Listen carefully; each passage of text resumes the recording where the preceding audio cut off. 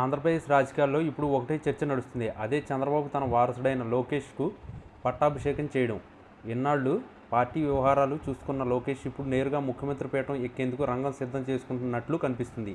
Assembly సమావేశాలు జరుగుతున్న తీరు చూస్తుంటే ఇది స్పష్టమవుతుంది. లోకేష్ ప్రతిరోజు ఎమ్మెల్యేలతో ప్రత్యేకంగా భేటీలు అవుతూ పాలనాపరమైన అంశాల్లో చురుగ్గా పాల్గొంటున్నారు. చంద్రబాబు యాక్టివ్గా ఉన్నప్పుడే లోకేష్ను ముఖ్యమంత్రిగా నిలబెడితే భవిష్యత్తులో ఇబ్బందులు ఉండవని పార్టీ భావిస్తుంది. అందుకే బాధ్యతలు మార్చడానికి ఇదే సరైన సమయమని టీడీపీ నేతలు లెక్కలు వేస్తున్నారు. అయితే చంద్రబాబు లాంటి సీనియర్ నాయకుడు ఉన్న పలంగా పక్కకు తప్పుకుంటే ప్రజలు ఎలా తీసుకుంటారనేది పెద్ద ప్రశ్న. కేవలం 20 నెలల పాలనలోనే ఈ మార్పు అవసరమా అని సామాన్యులు అనుకునే అవకాశం ఉంది.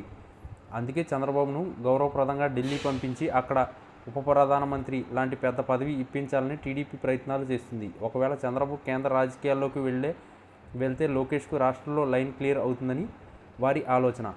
కానీ ఈ లెక్కలు తేలాలంటే బీజేపీ సహకారం చాలా అవసరం. బీహార్లో నితీష్ కుమార్ విషయంలో జరిగినట్లుగా ఇక్కడ కూడా సమీకరణాలు మారుతున్నాయా అనేది చూడాలి. నిజానికి లోకేష్ ఇప్పుడు అనధికారికంగా అన్ని పనులు చక్కబెడుతున్నాడు. కానీ అధికారికంగా ముఖ్యమంత్రి అయితేనే ప్రజల్లో ఒక గుర్తింపు వస్తుంది. వచ్చే ఎన్నికల వరకు ఆగితే జగన్ నుంచి గట్టి పోటీ ఎదురయ్యే అవకాశం ఉంది. జగన్ ఇప్పటికే ప్రతిపక్షంలో ఉండి కూడా ప్రభుత్వంపై ఒత్తిడి పెంచుతున్నాడు.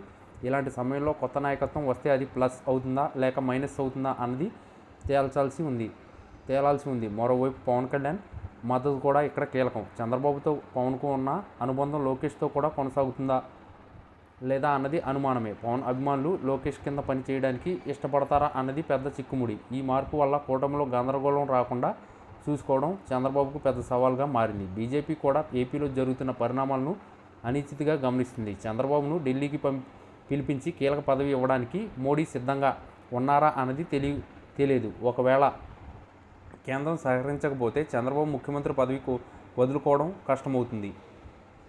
కేవలం లోకేష్ కోసం పార్టీని రిస్క్లో పెట్టడానికి చంద్రబాబు ఇష్టపడరు. అయితే లోకేష్ మాత్రం తనకంటూ ఒక ప్రత్యేక టీంను ఏర్పాటు చేసుకుని నియోజకవర్గాలు వారీగా పట్టు సాధించే ప్రయత్నం చేస్తున్నాడు. ప్రభుత్వం చేస్తున్న అప్పులు మరియు ఆర్థిక ఇబ్బందుల దృష్ట్యా కేంద్రం మద్దతు లేకుండా రాష్ట్రం నడవడం కష్టం. కాబట్టి లోకేష్ ముఖ్యమంత్రి కావాలన్న కేంద్రంతో సత్సంబంధాలు ఉండాలి. ఈ తర్జన భర్జనల మధ్య ఆంధ్రప్రదేశ్ రాజకీయాలు వేడెక్కుతున్నాయి. లోకేష్ను ఇప్పుడు సీఎంగా ప్రకటిస్తే ఆయన తన సత్తా నిరూపించుకోవడానికి 3 ఏళ్లే సమయం ఉంది. అదే ఎన్నికల ముందు మార్పు చేస్తే అది వికటించే ప్రమాదం ఉంది. అందుకే చంద్రబాబు తన కొడుకుకు రాజకీయ భవిష్యత్తు కోసం ఒక పెద్ద మాస్టర్ ప్లాన్ వేసుకున్నట్లు కనిపిస్తుంది. ఈ మొత్తం వ్యవహారంలో ప్రజల నాడి ఎలా ఉంటుందో అన్నదే ఇప్పుడే ఆసక్తికరం.